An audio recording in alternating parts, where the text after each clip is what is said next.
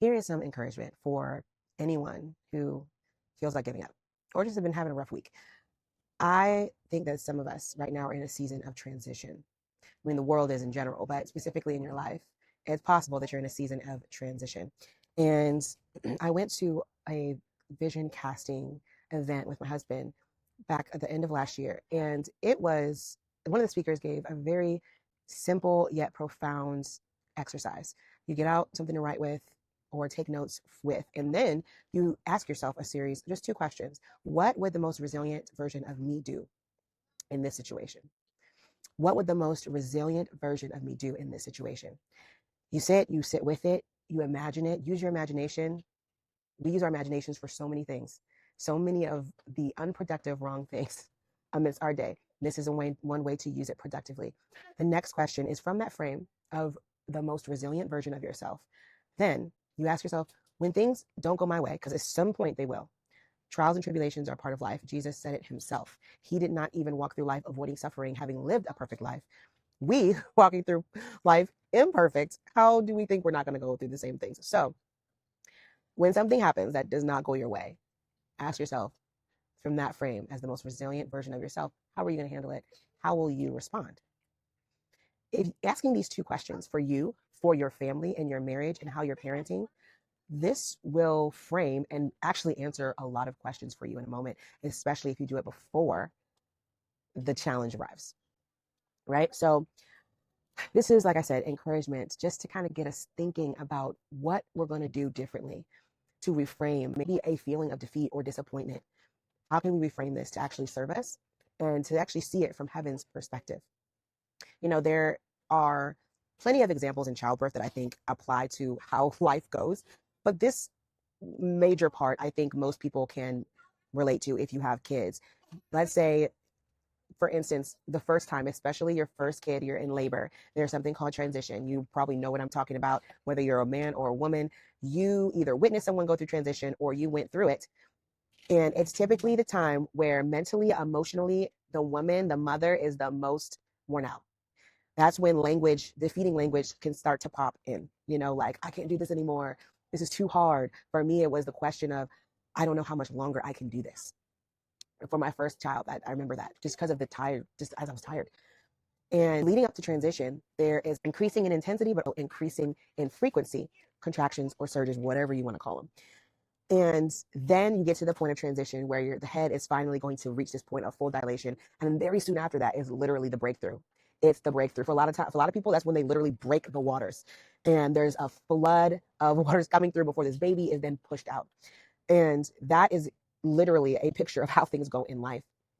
And so if you are experiencing the uptick in intensity and frequency and challenges in resistance to doing something, especially that you have not done before in your marriage, as a couple, as a family, understand that it may not be, oh, something's wrong with me. Oh, we're failing, we're doing this.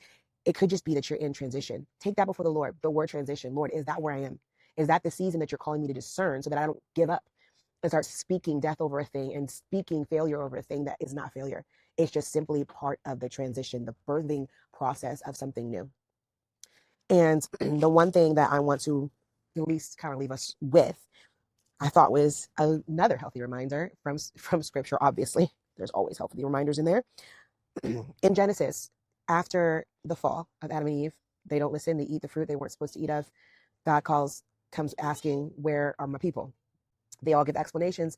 After this point, God tells them, these are the consequences of what's going to happen. Because you did X, Y, Z, here goes 1, 2, 3. And he speaks to the serpent first, who deceives Eve, and then he speaks to Eve. And he says, unto the woman, he said, I will greatly multiply thy sorrow and thy conception. And sorrow you shall bring forth children, and thy desire shall be to your husband, and he shall rule over you. And I thought this was interesting because in some other translations, they kind of roll all of it in as just, this is just sorrow or pain in childbirth. But the first sentence, I think every word in the Bible is intentional. It says, I will greatly multiply thy sorrow and not in conception, but and thy conception. Okay. So that tells me that with the uptake and increase in sorrow because of this consequence, she will also increase in birthing life. And that's something that we all have to face. The more it's the similar concept with to whom much is given, much is required.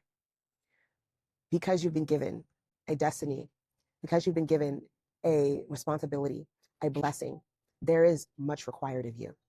It's why we're called to lay it all down. But our reward, because of it, is literally an inheritance that we could never imagine.